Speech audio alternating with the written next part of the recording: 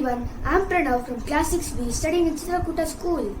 Today I am going to share some insightful stories about sparrows. Today is World Sparrow Day. We celebrate World Sparrow Day every year on March 20th. We celebrate World Sparrow Day to raise awareness about the sparrows. In 2010, the first World Sparrow Day was organized. Do you know how many types of sparrows are there in the world? Yes, there are 26 types of sparrows in the world.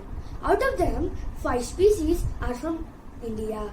They are russet sparrow, house sparrow, scent sparrow, Spanish sparrow and tree sparrow. Study 80% is decrease in the number of sparrows. Fallen sparrow inspired Salim Ali career in ornithology. Now these small birds are decreasing day by day. We have to save these birds to save our environment. Thank you.